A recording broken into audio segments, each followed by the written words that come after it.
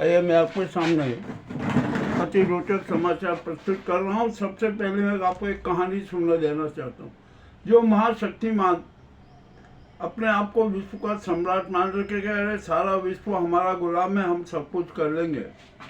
आखिरकार उन्होंने सनक पर में सवारी, उन्होंने सपने जो देखे थे ना वो तो बहुत बड़े थे, किंतु जब हकीकत में आए ना तो मामला दूसरा निकला। वो दोनों शक्तिमान जो थे ना उनको एक सनक सवार की, और ऐसे सनक सवार हुई कि जिसकी कोई सीमा नहीं। अरे एक ने बोला कि अरे अब मैं मेरा साम्राज्य ग्रेटर इजराइल बना दूंगा। दूसरे ने बोला कि भाई हम तुम्हारे साथ हैं, चल अपन चलते हैं और सब कुछ अपने अधिकार में कर लेते हैं, अपन आधा आधा हिस्सा बांट लेंगे, ठीक है। उन्होंने कहा यार एक समस्या है। उन्होंने कहा क्या, बहुत जल्दी बोल। उन्होंने कहा एक शेर की गुफा है, उसमें गुफा में शेर रहता है, वो धाड़ता है तो हमें डर लगता है, तो चलो अपन उससे शेर की गुफा में चलते हैं, उसकी मूछ मरोड़ देते हैं, उसके हलक में हाथ डाल देते हैं और उसकी जीवान खींच लेते हैं, उसकी हत्या कर देते हैं और उसके नाखून पंजे और जो उसकी जो भी अवशेष है ना सब अधिकार कर लेते हैं, उसमें भी अपन आधा आधा हिस्सा कर लेंगे।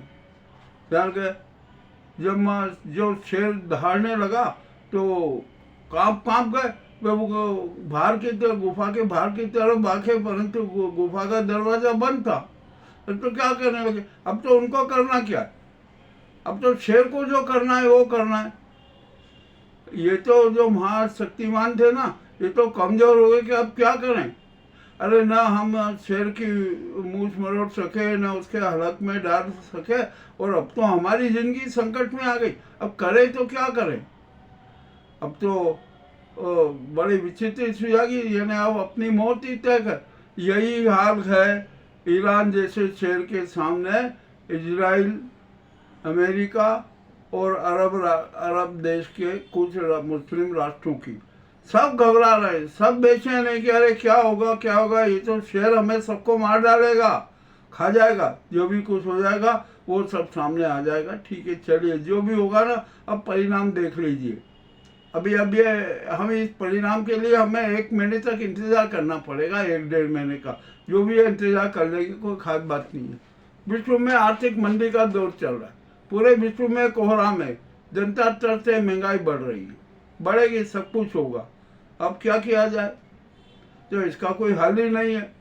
जो हॉर्मुज का जो मामला था ना उसमें भी तो अमेरिका और इजराइल पस्त हो गए। अब पेंटागन ने बोला कि अपन 10,000 सैनिक भेज देते हैं, जल थल और आकाश से पूरा युद्ध करते हैं, खूब करो, जितना करना है करो, कुछ भी नहीं होगा। शेर की गुफा में फंस गए हो ना तो अब तो तुम्हारा सर्वनाश ही होना है, ये भी तय है। अब ईरान भी बहुत आक्रामक और खुकार मूड में, उसने कह दिया कि नहीं ठीक है ना, अमेरिका को याद दिला दिया कि 9/11 के हमले याद कर लो। एक ही हमला था वो तो, परंतु अब 9/11 के हमले पूरे अमेरिका और इजराइल के अनेक शहरों में होंगे। कहाँ क्या बचोगे ये भी अपने आप को जान लो, अपनी बचत का रास्ता निकाल लो। अब पेंटागन जो 10,000 सैनिक भेज रहा है ना वो क्या रहते हैं, उसमें कितने जिंदा रहेंगे अभी कहना मुश्किल है, परंतु ईरान ने तो सब पे ताबूत तैयार रख रखे। उन्होंने कहा कि जैसे ही ये हमारे यहाँ घुसे और हम इनको निपटाना शुरू कर देंगे, उनकी लाशें ताबूत में भेजना शुरू कर देंगे। भेज दी, कोई दिक्कत नहीं है। अब ये भी सारा तो खाली युद्ध का तो यह हाल है, मैंने कहानी के स्वरूप में आपको बताया। अब आ जाए हम थोड़ी भारत की बात कर लें। भारत में तो बड़ी विचित्र स्थिति हो गई। भारत के ऊपर पहले 50 लाख करोड़ का कर्जा था, अब वो कितना हो गया पता है, 200 लाख करोड़ का।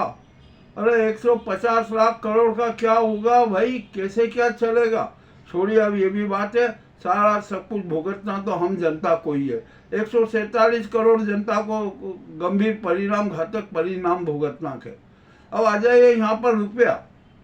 विश्व की सभी देशों की मुद्राओं में थोड़ा थोड़ा पतन हो रहा है, परंतु भारत ही एक ऐसा देश है जिसकी मुद्रा में 95% गिरावट आ गई।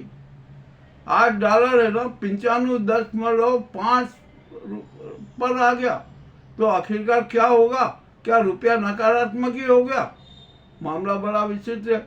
और यहाँ पर जो देश में है ना, जनता की कतारें लग रही है। कभी नोटबंदी के रूप में कतार रही सामने, कभी कोरोना के उसमें भी बड़ी विचित्र स्थिति हुई। और अब तो जो खाड़ी युद्ध जब से शुरू हुआ ना, तेल और गैस के लिए भी लंबी लंबी लाइनें देखने को मिली है। काले धन कुबेर है ना, और काले बाजारी है, वो चूक नहीं रहे, सब कुछ कर रहे। हमारे यहाँ की ये जो नाजी सरकार है ना, जिसने इस देश को बहुआयामी रूप से तबाह कर दिया, वो बेहद खुश है। और यहाँ पर जो संघ जो हिंदुवाद और राष्ट्रवाद और हिंदू राष्ट्र संस्कृति ने सभ्यता की जो दुहाई देते हैं ना, वो तो इजराइल की प्रशंसा कर रहे हैं कि अरे इजराइल बहुत अच्छा कर रहा है, इजराइल तो बड़ा शहर है, महाशक्तिमान है। परंतु जब उसका दम टूटा ना, तो संघ में भी मातम छा गया। मोदी सरकार की भाजपा में भी मातम छा गया कि पहले तो क्या करें। अच्छा, सबको ये ख्याल था कि एप्टिन फाइल लोग भूल गए, परंतु ऐसा नहीं हुआ है। एप्टिन फाइल अभी भी सबको याद है, चलेगी वो एप्टिन फाइल। और भारत में तो अब एप्टिन की आत्मा अनेक लोगों में समा गई है, और वो मिनी एप्टिन फाइल को दम देना, ये भी सब उजागर है, किसी से छिपा नहीं है। अब ट्रम्प की स्थिति तो और खराब हो गई है। 1 करोड़ अमेरिकन जनता सड़कों पर उतर चुकी है। 22 प्रदेशों में भयंकर प्रदर्शन हुए। ट्रम्प को कहा कि ये हटाओ, ये अमेरिका का दुश्मन है, ये अमेरिका के लिए आतंकवादी है, ये युद्ध अपराधी है, इसको हटाओ। अब ट्रम्प को भी शर्म आ गई कि अरे अब करें तो क्या करें। तो अब बेहतर वो ये कि महाभियोग तो चलेगा, उसमें ट्रम्प को पद छोड़ना ही पड़ेगा। तो इसके पहले उन्होंने सोचा कि मैं तो इस जंजाल से बाहर निकल जाऊं, अपने पद से त्याग पत्र दे दूं। सारा मामला बड़ा विचित्र हो गया, रोचक हो गया। और हमारी राष्ट्रपति महोदया को न जाने क्या हो गया, कुछ समझ में नहीं आ रहा। देश में आपातकाल की घोषणा क्यों नहीं कर रहे हैं, राष्ट्रपति शासन क्यों नहीं लागू कर रही है, राष्ट्र का संचालन और सुरक्षा का दायित्व सेना को क्यों नहीं सुपर्द कर रही है। ये नाजी सरकार को तत्काल भंग करके तो किसी सेना के अफसर को केयर टेकर पीएम बनाए। अरे नहीं बना पा रही, मूक बधिर हो गई है। धतराष्ट्रम में कह नहीं सकता, क्योंकि उनको सब संज्ञान है कि क्या हो रहा है, परंतु मूक और बधिर हो गई है। वे तो नाजी सरकार के हाथों की कठपुतली बन गई है। ये भी एक बड़ी हमारे लिए, देश की 147 करोड़ जनता के लिए शर्मदायक बात है। चलिए, अब जो भी हो रहा है क्या किया जाए, होता रहा है ना।